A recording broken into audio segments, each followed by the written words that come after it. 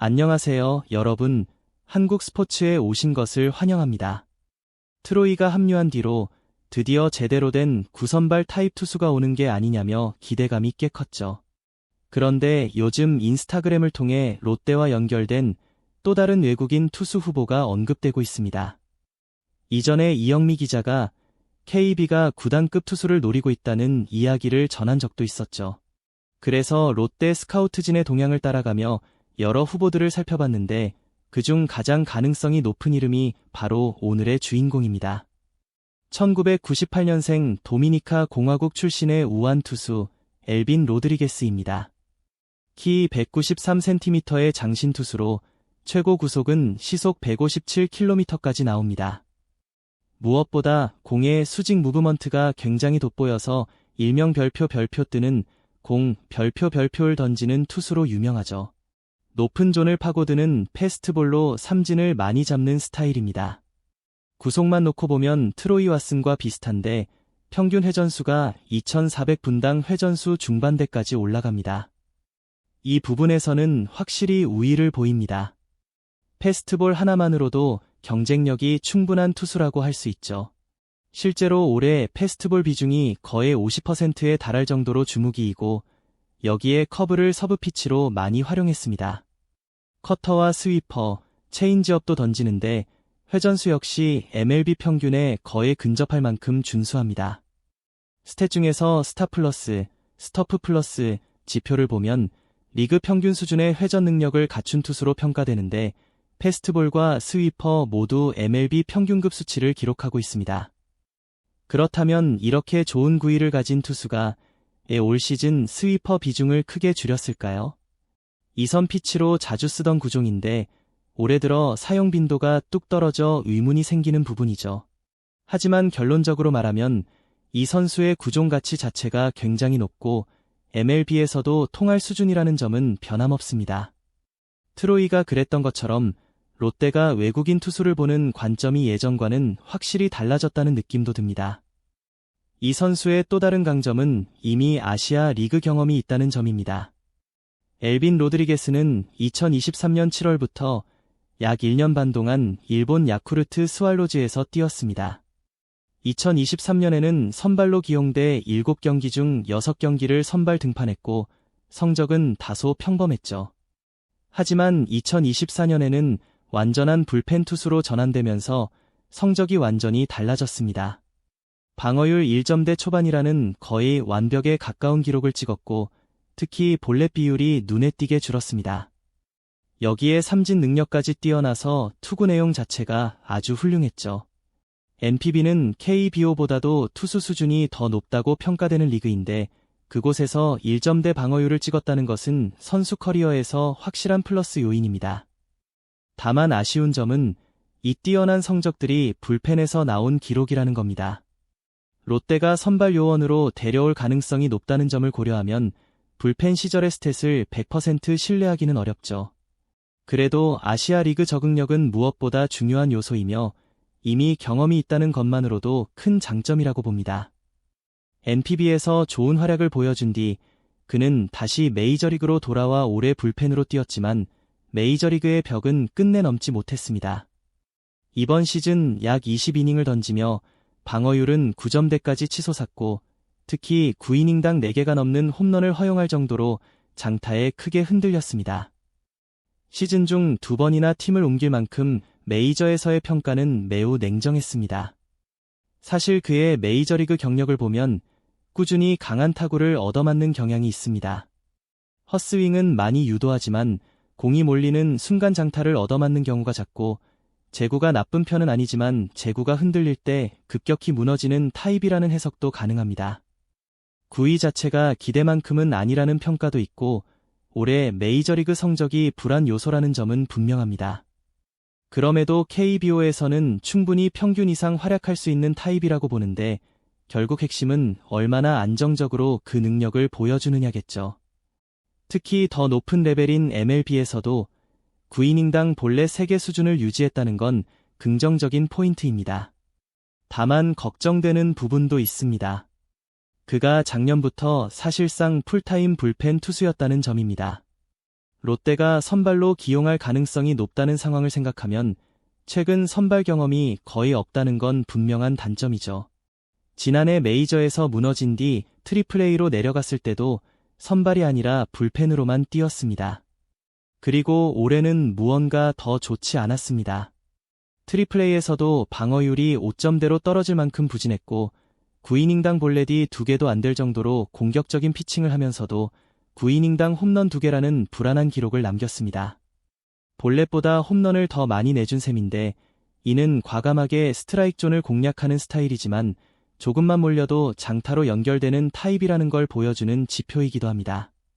그래도 커리어 전체를 놓고 보면 선발로서의 이력과 일정 수준 이상의 성적을 꾸준히 낸 점을 고려할 때 KBO에서는 충분히 반등할 여지가 있다고 봅니다. 선발로 1이닝 이상 꾸준히 던진 시즌도 2차례나 있었기 때문에 오히려 트로이 왓슨보다 풀타임 선발로서의 불안 요소는 적다고 볼 수도 있죠. 트리플A에서도 비록 결론은 좋지 않았지만 선발로 나섰을 때 투구 내용 자체는 안정적이었던 편입니다. 물론 그의 커리어 하이라이트는 일본에서 불펜으로 뛸 때였지만 체격과 구위, 구종 구성만 보면 선발이 더 맞는 타입일 가능성도 충분합니다. 올해 성적이 나빠진 것이 가장 큰 걸림돌이긴 하지만 1998년생으로 아직 젊고 전성기 한가운데 있는 나이이기 때문에 KBO에서 한 단계 더 올라설 가능성도 열려 있습니다.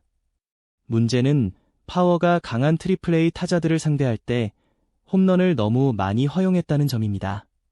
하지만 KBO에서는 전체적인 장타 빈도가 낮고 그의 안정적인 제구와 평균 이상 패스트볼이라면 충분히 상위급 투수로 자리 잡을 수 있다고 봅니다. 결국 관건은 KBO에서 장타를 얼마나 잘 억제하느냐에 달렸습니다. 전체적인 패스트볼 스타일과 일본 리그 경험까지 고려하면 작년 롯데에서 뛰었던 윌커슨이 자연스럽게 떠오르는 유형이라고 볼 수 있겠습니다. 윌커슨도 메이저 시절엔 구위가 약하다는 평가를 받았지만 KBO에 온 뒤에는 나이에 비해 좋은 구위를 보여주며 2년 동안 안정적인 활약을 펼쳤죠.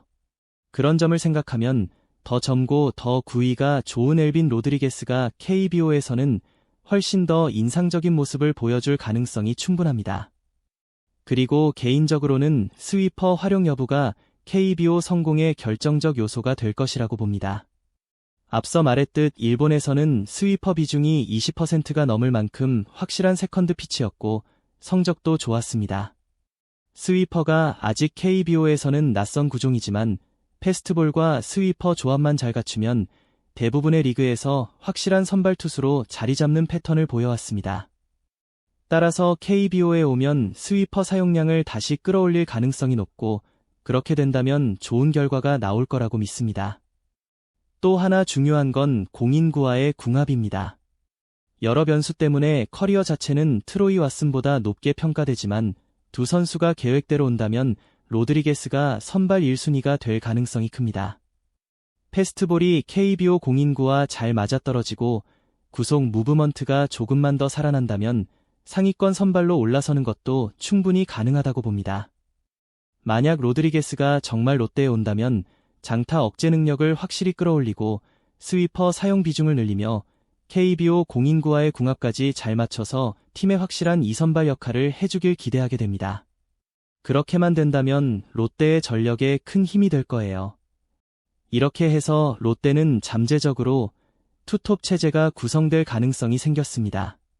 만약 이 두 선수가 실제로 합류한다면 역대급 외국인 듀오가 탄생할지도 모릅니다. 이건 단순히 내년 기대감을 띄우려는 얘기가 아니라 정말 최근 10년간 롯데에서 보기 힘들었던 그림이기 때문입니다. 그동안 롯데는 커리어는 화려하지만 기량이 떨어진 베테랑 혹은 젊지만 구속이 아쉬운 투수들을 데려오는 경우가 많았죠.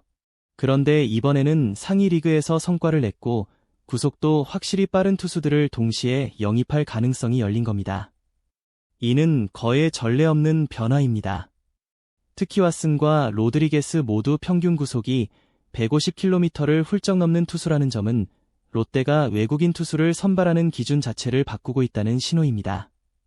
이전에 롯데는 구속보다 안정감을 우선했지만 그 결과 평균 구속 150km 이상을 기록한 투수는 손에 꼽을 정도였고 구위가 약한 투수들은 결국 1, 2선발로 버티지 못하는 일이 반복됐습니다. 이번 변화는 분명합니다. 이제는 롯데가 구속 9위 뮤브먼트가 뚜렷한 투수, 즉 상위 리그 경쟁력을 갖춘 투수를 데려오겠다는 의지가 보입니다. 두 선수 모두 미국에서도 평균 구속이 150km를 넘겼던 투수들이기 때문에 규칙적으로 등판만 해준다면 KBO에서는 성공 가능성이 매우 높은 조합이라고 봅니다. 게다가 두 투수 모두 스위퍼를 자주 사용할 수 있는 타입이라는 점에서 롯데가 드디어 KBO에 적합한 외국인 투수의 메타를 제대로 이해하기 시작한 것 같다는 느낌도 듭니다. 패스트볼뿐 아니라 전체적인 구종 가치가 높고 볼넷도 많이 내주지 않는다는 점에서 두 선수에 대한 기대감은 자연스럽게 커질 수밖에 없습니다. 그동안 롯데는 마치 원투펀치 없이 항상 2선발 2명을 돌려 쓰는 느낌이었지만 이 둘이라면 누가 1선발이고 2선발이든 역대급 조합이 될 것 같다는 생각이 듭니다. 물론 그렇다고 해서 프런트에 대한 불만이 완전히 사라진 건 아닙니다. 팬들은 늘 용병 잘 뽑고 FA 잘하고 구단 운영도 잘해야 한다고 말하죠.